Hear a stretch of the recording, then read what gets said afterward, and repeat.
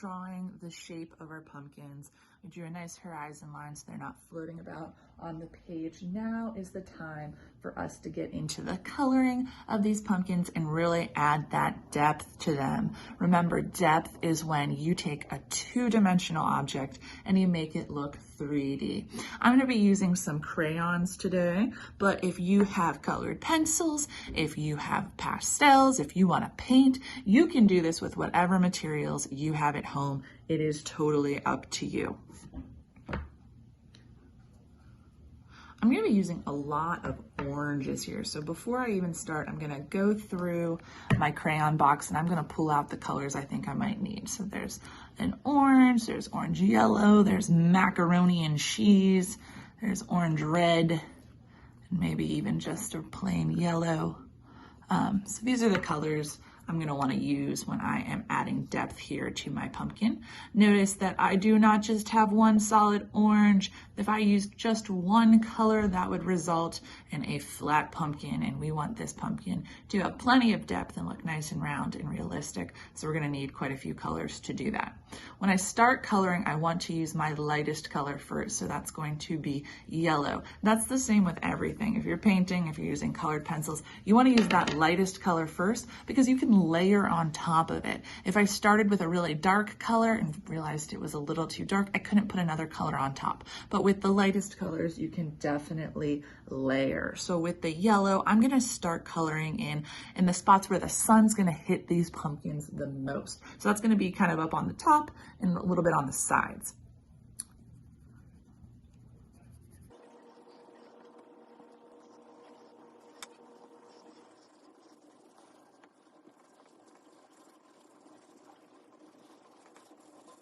Okay, once I've colored in those lightest spots with yellow, I'm gonna find my next color, probably yellow orange. So this one's a little bit darker, but still trying to keep those light colors in first.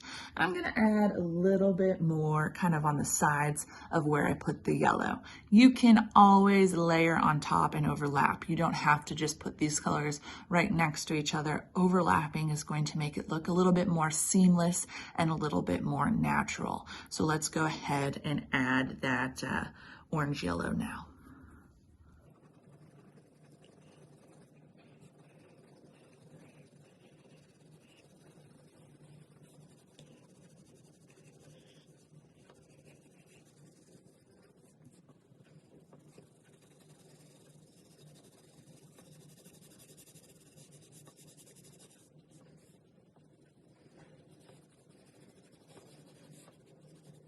All right, we're gonna go ahead and grab orange next. Keep going, I'm gonna overlap a little bit, bring it down towards the bottom. Our darker colors are going to be at the bottom. That's where the shadows usually are, at the bottom and in the kind of creases of the groove. So we're gonna kind of make it a little darker as we go down and then add some darkness along the grooves. Let's do it with the orange.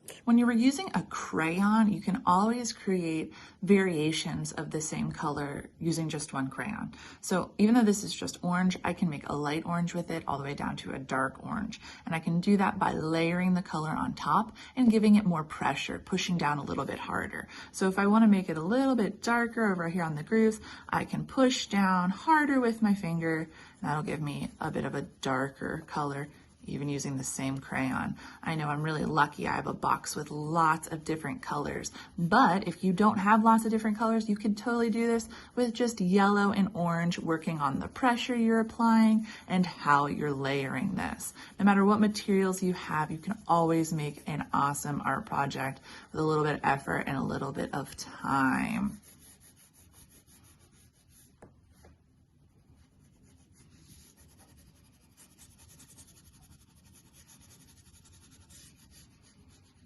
All right, now I also have the red orange crayon. So I'm gonna go ahead and finish up with that one. I'm gonna use that all the way down at the bottom and add some shadows in the grooves of my pumpkin. If you don't have a red orange crayon, you could totally use red here or just use your orange, adding a little bit more pressure.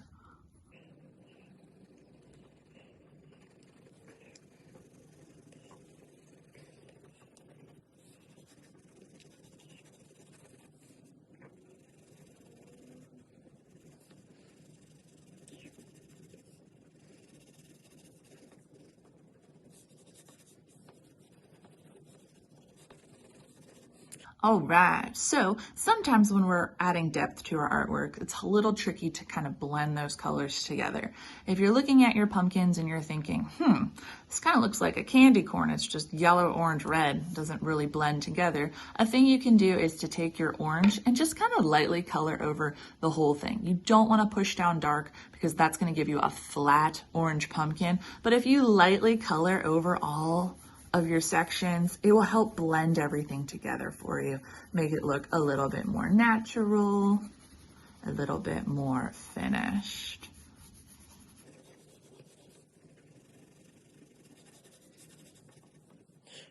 Okay, now we're going to talk about the stem. The stem on your pumpkin is usually kind of like a brownish gray, so whatever you have that might look like a stem, you can go ahead and use, but we're going to try to use either two colors or push down a little bit darker and get two shades out of that same crayon. So I'm going to grab a light and a dark brown.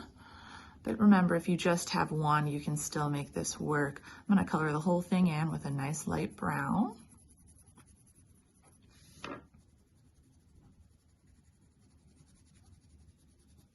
And then at the very bottom of the stem where it's kind of hiding in the crease of this pumpkin, it's going to be a little darker. There's going to be a little shadow there. So that's where I'm going to layer in a little bit of the darker brown down at the bottom.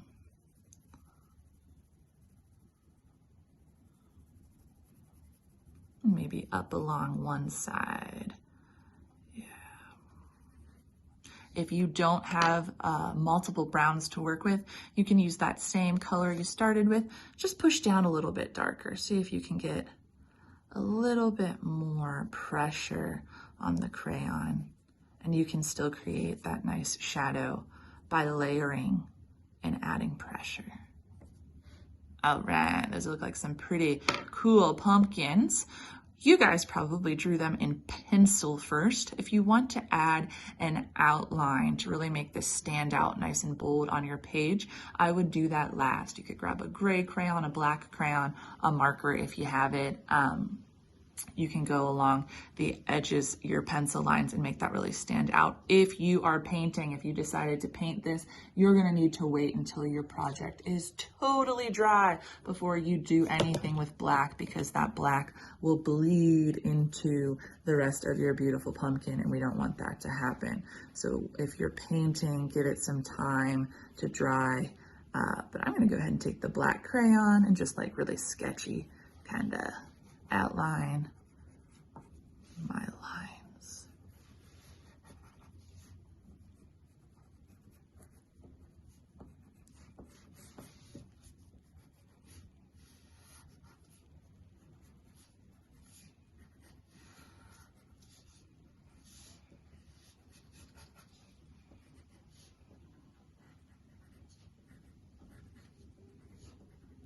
Okay, that looks pretty cool to me. Now we need to worry about the background. The background is everything that is not the pumpkin. You can keep this really simple. Maybe you just want to color below the horizon line, like it looks like it's on a table or something. Maybe you want to get really detailed. These pumpkins are still at the patch. You can draw some corn stalks in the background, a nice blue sky coming all the way down to the horizon line.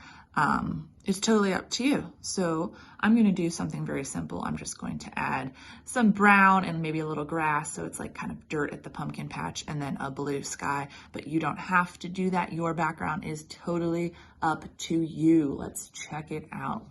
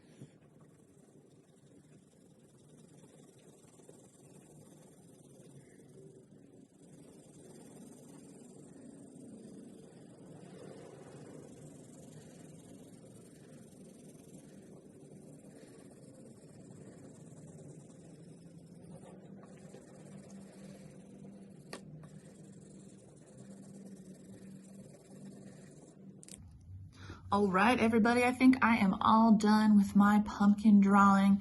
I really like how it turned out. My pumpkins look really nice. They've got a lovely variation of colors, light to dark, which gives me depth, meaning that my two-dimensional flat piece of paper drawing looks a little bit more 3D and realistic because I used that depth. When you are all done with your assignment, when you're done drawing your pumpkin, I want you to head to Schoology, and there's going to be a little question on there for you to answer just about what you liked or did not like about this project. So just a real quick kind of check-in so I know that you were able to finish. If you want to post a picture of your project with the answer, you totally can. You don't have to. If you want to send me a private message with a picture of your project, I would love to see that too. If you need some help, I will be in the Teams meeting until the end of class, so you can pop back in and ask away your questions. Otherwise, I will see you next class. Toodles!